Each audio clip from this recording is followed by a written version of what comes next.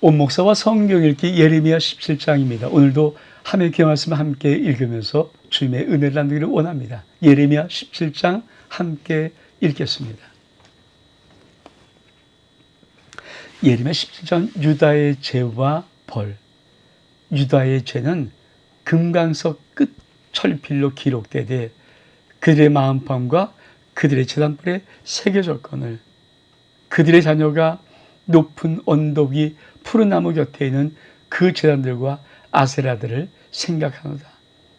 들에 있는 나의 산아, 내 온 영토의 죄로 말미암아 내가 내 재산과 내 모든 보물과 산당들로 노략을 당하게 하리니 내가 내게 준 내 기업에서 네 손을 뗄 것이며 또 내가 너로 하여금 너로 알지 못한 땅에 내 원수 섬기게 하리니 이 너희가 내 눈을 맹렬하게 하여 영원히 타는 불을 일으켰음이라. 참, 예레미야 17장은 아주 소제목부터가 없었습니다. 유다의 죄와 벌. 참 하나님의 마음. 예레미야를 통해서는 끝까지 내용은 단순한 것 같아요. 그런데 끝까지 아버지 마음이 얼마큼 힘들까? 왜 우리는 어떻게 해야 하나님 마음을 힘들게 하며 어떻게 해야 하나님께 돌아올까 하는 이런 부분들을 우리 한번 다시 살펴봐야 됩니다. 우리 한번 17절 볼까요?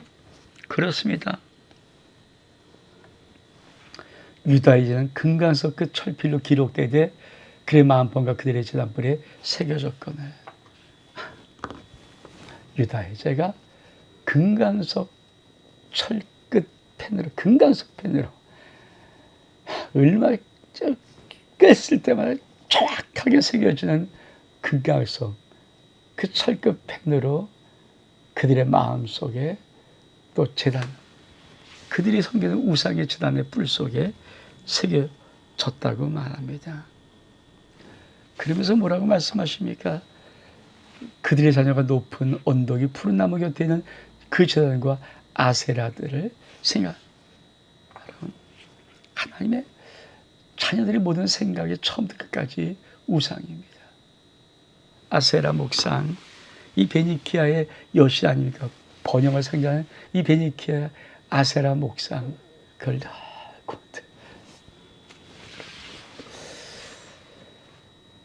믿음의 사람들이 하나님을 생각하지 않고 엉뚱한 세상 거, 세상에 탐닉하는 거, 이런 거 생각하는 그 생각을 하나님이 가만히 보고 있다면 얼마큼 답답할까요? 그래서 하나님이 이렇게 말씀하십니다. 들에는 나의 산아, 네 온 영토의 죄로 말미암아 내가 네 재산과 네 모든 보물과 산당들을 노략 당하게 할 것이다.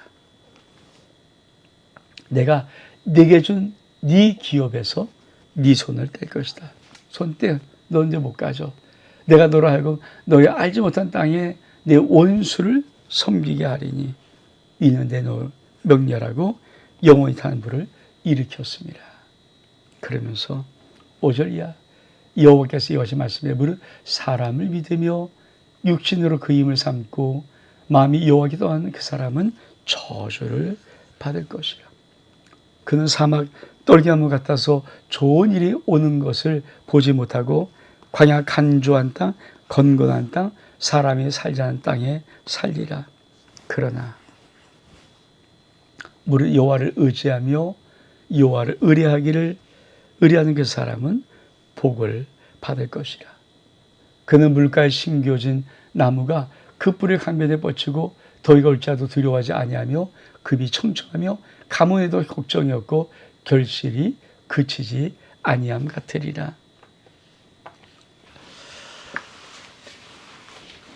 성도 여러분, 아주 예레미야 17장은 아주 명백한 하나님의 저주, 하나님의 복을 정확하게 말하고 있습니다.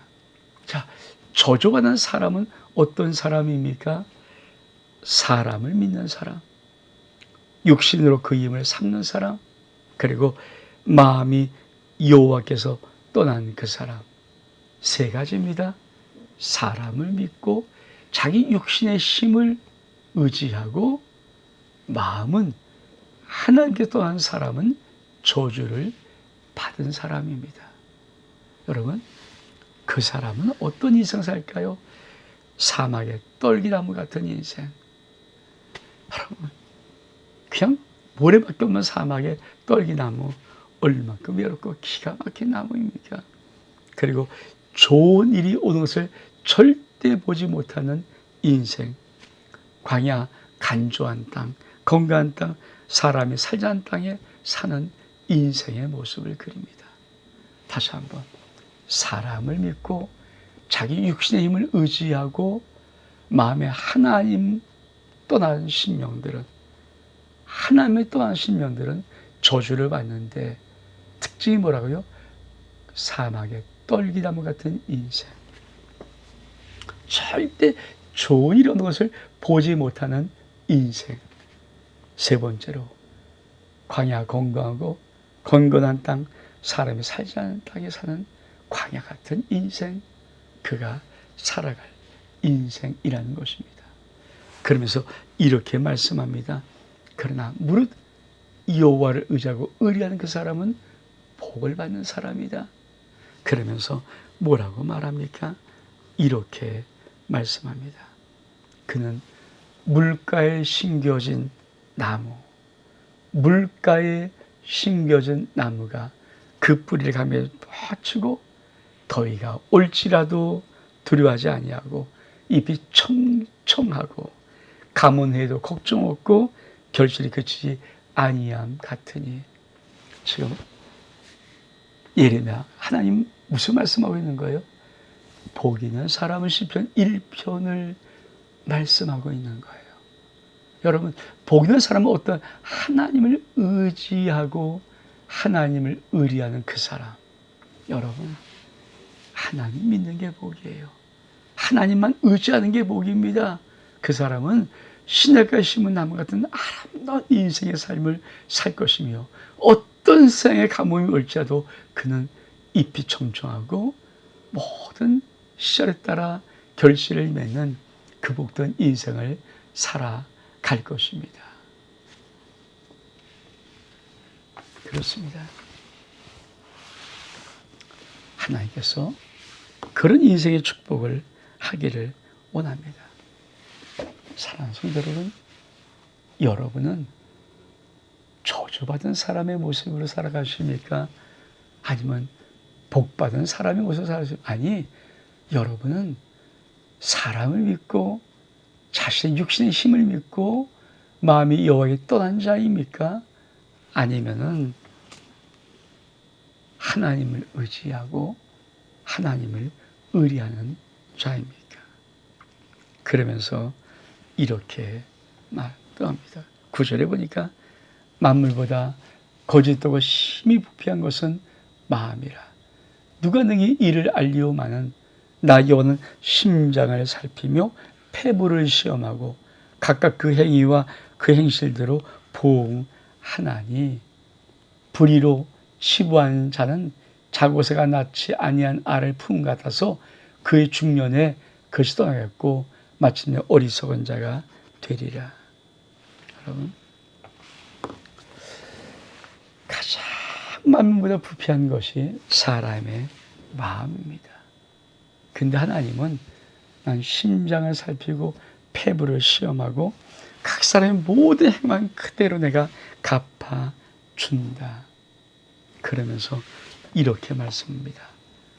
불의로 치부하는 자, 세상의 죄와 악으로 돈을 쌓아 명예를 쌓아 이름을 높이는 그런 모든 자들은 어떤 자인가? 자고새는 꽁과라고 합니다. 꽁과. 저는 잘 모르는데 그냥 보니까 꽁과라고 하는 이 꽁이, 여러분, 낳지도 않은 이를 품고 있어요. 낳지도 않은 알을 품으면, 아니, 알이 부화가 됩니까? 낳지도 않았는데, 그렇죠.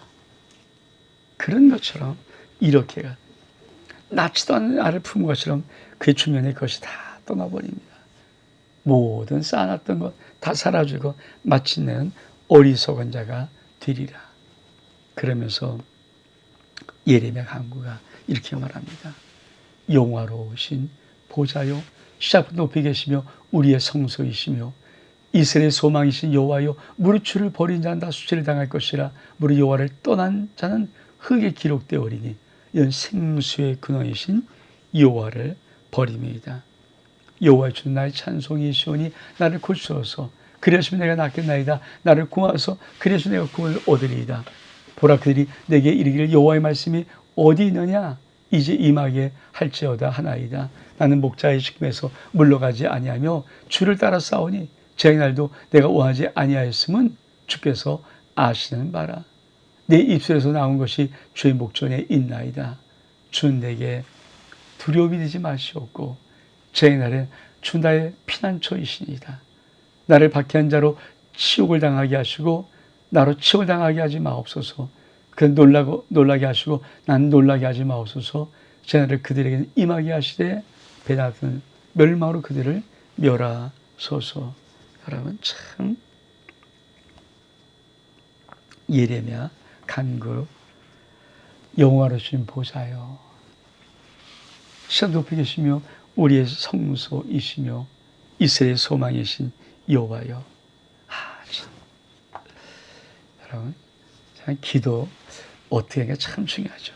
영화로우신 보좌여, 창세 시작부터 높이 계시며 우리의 성소이시며 이스라엘의 소망이신 여호와여. 주를 버린 자나 수치를 당할 것입니다. 여호와를 떠난 자나 흙에 기록되었으니 왜? 여호와는 뭡니까? 생수의 근원이십니다. 여러분, 하나님이, 우리 주님이 생수의 근원이심을 아십니까? 아니, 생수의 근원이심을 믿으십니까? 여러분, 하나님 향해서 주는 나의 소망이십니다라고 정말 위대한 고백을 할 수 있습니까? 그러면서 이렇게 말합니다. 여호와여, 주 나의 찬송이시오니 고치소서. 내가 낫겠나이다. 구원하소서. 내가 구원을 얻으리이다. 그러면서 보라, 내게 이르기를 여호와의 말씀이 어디 있느냐? 이제 임하게 할지어다 하나이다. 그들이, 그렇죠, 예레미야에게 말하기를 난 목자의 직분에서 물러가지 아니하며 주를 따라 싸우며 지금도 내가 원하지 아니하였음이 주께서 아시는 바라. 네 입술에 나온 것이 주의 목전에 있나이다. 여러분, 예레미야가 뭘 기도합니까? 하나님, 나 하나님을 따르고 하나님을 오는 제한 내가 바라지 않습니다. 그러면서 이렇게 기도합니다. 주 내게 두려움이 되지 마옵소서. 재앙의 날에 주 나의 피난처이십니다. 여러분, 믿음의 사람들에게 하나님은 아버지이십니다. 하나님은 두려움의 대상이 아니라 사랑과 존경의 의지의 대상이십니다. 여러분 앞에 하나님은 어떤 분이십니까? 두려움이십니까? 혼내시는 무서운 아버지 모습이십니까? 아니면 정말 나의 소망, 나의 의지할 뿐, 내가 사랑할 뿐, 내가 존경하고 섬길 뿐, 나의 소망, 피난처, 이렇게 하십니까? 그러면서 예레미야가 나를 박해한 자로 치유당하게 하시고 나로 치유당하게 마옵소서. 그들을 놀라게 하시고 난 놀라게 하지 마옵소서. 그렇습니다. 여러분, 박해한 자는 치유를 당해도 난 치유당하지 않아야 되고, 세상은 놀래도 예수님이 난 놀라지 않는 그런 평안한 인생을 살기를 예레미야가 기도합니다. 그러면서 하반부는 어떻게 나옵니까? 안식일을 거룩하게 하라. 여호와께서 내게 이와 같이 말씀하시되 너는 가서 유다 왕들이 출입한 평민의 문과 예루살렘 모든 문에 서서 무리에게 이르기를 이 문으로 들어오는 유다 왕들과 유다 모든 백성과 예루살렘 모든 주민이 너희는 여호와의 말씀을 들을지어다. 여호와께서 이와 같이 말씀하시되 너는 스스로 함가하고 안식에 짐을 지고 예루살렘 문으로 들어오지 말며 안식에 너희 집에서 짐을 내지 말며 어떤 일이라도 하지 말라. 내가 너희 중에 명령함 같이 안식일을 거룩히 할지어다. 그들은 순종하지 아니하며 귀를 기울이지 아니하며 그의 목을 곧게 하여 듣지 아니하며 교훈을 받지 아니하였느니라. 여러분, 참 안식일의 문제, 그렇죠? 여러분, 안식일이 왜 참 중요하냐면, 안식의 의미가 뭡니까? 하나님은 창조자는, 그러니까 하나님이 6일 동안 세상을 만들고 마지막 제7일 안식함을 통하여서, 그렇죠? 안식일을 인간이 처음 지킬 때마다 어떤 의미입니까? 하나님이 왜 안식하셨는가? 6일 동안 세상을 창조해서. 우리는 어떻게 신앙생활을 하는 것일까요? 그렇죠? 우리는 6일째 만들어졌어요. 제 6번째 날에 우리 하나님은 우리 인간을 창조하였습니다. 그리고는 인간이 첫 번째 날 제7일에 안식일에 안식하셨어요. 그래서 사람은 안식함으로 하나님의 창조를 바라보는 것입니다. 그 안식은 어떻게 거룩히 지킵니까? 이렇게 지켜야 됩니다. 그렇죠? 자, 모든 출입하는 사람이 출입하는 문에 서서 이르기를 이 문에 들어오는 그 누구든지 말씀을 들어라. 스스로 가서 안식에 짐을 지고 들어오지 마라. 안식 너희 집에서 짐을 내지 말라. 그렇죠? 그러니까 안식일에 일하지 않고 온전히 안식일을 거룩하게 구별해서 하나님께 예배 드리는 것. 이게 안식일 지킴이잖아요. 그러면서 이렇게 말합니다. 그들은 순종하지 아니하며 귀를 기울이지 아니하며 목을 곧게 하여 듣지 아니하고 교훈을 받지 아니했다. 여러분, 하나님의 소망은 한 가지였어요. 안식을 거룩히 지켜라. 나의 명령에 순종해라. 근데 그들은 절대 안 지키고 합니다. 그래서 뭐라고 말씀하십니까? 24절이야. 여호와의 말씀이니라. 너가 만일 삼가 나를 순종하여 안식에 짐을 지고 이 섬에 들어오지 아니하며 안식을 거룩히 하여 어떤 일이라도 하지 아니하면 다윗의 왕이 앉아있는 왕들과 고관들이 병거와 말을 타고 이 섬으로 들어오되 그들과 유다 모든 백성과 예루살렘 주민들이 함께 그리할 것이요 이 성은 영원히 있을 것이며 사람들이 유다 성읍과 예루살렘에 들린 곳들과 베냐민 땅과 평지와 산지와 네겝으로부터 와서 번제와 희생과 소회와 유황과 감사물을 여호와의 성전에 가져오려니와 그러나 만일 너희가 나를 순종하지 아니하고 안식을 거룩하게 되지 않으며 안식에 짐을 지고 예루살렘으로 들어오면 내가 성문에 불을 놓아 예루살렘을 굴져 삼키게 하리니 그리 꺼지지 아니하리라 하셨다 할지니라 하시니라. 하나님은 안식을 지키고 싶은 하나님 백성들을 원하시는데, 그렇죠? 자, 안식을 어떻게 지키냐? 절대 짐을 지고 성문으로 들어오지 아니야. 이게 하나님의 안식을 거치지만 세상의 일, 자기의 일을 하지 않고 하나님만을 바라보고 하나님만을 섬기며 하나님의 온 마음을 쏟는 것, 그게 안식일의 의미라고 하는 것입니다. 그렇게 하면 너희가 영원히 있을 것입니다. 그러면서 이렇게 말합니다. 그들의 백성들이 번제 희생과 소제와 유황과 감사물을 여호와께 가져오려니와 그러나 만일 너희 나를 순종하지 아니하고 안식일을 거룩하게 하지 아니하며 안식일에 짐을 지고 예루살렘에 들어오면 내가 성문에 불을 놓고 그 성이 불타게 할 것이다. 다시 말하면 아무리 제사들이 벌거하더라도 하나님의 명령인 안식일, 계명인 안식일을 지키지 아니하면 결국은 하나님의 심판이 너에게 임한다는 것입니다. 왜 안식이 중요할까요? 안식은 창조를 말하기도 하지만 장차 우리 영원한 하나님 나라의 안식이 있음을 이 예레미야는 이 안식일을 거룩히 하라는 이 의미를 통해서 다시 한번 우리에게 주고 있습니다. 그렇습니다. 저와 여러분 모두에게는 다시 한번 우리 주님과 함께 영원히 안식할 안식이 남아 있는 자들입니다. 이 땅 험한 생활 살아가면서 바쁘고 쉽지 않지만 그럼에도 불구하고 하나님의 안식일을 지키는, 다시 말해 주일을 지킬 수 있는 거룩함의 용기가 저와 여러분 삶 속에 있기를 주의 이름으로 축복합니다. 온 목사와 성경 읽기 예레미야 17장 여기서 마칩니다. 샬롬.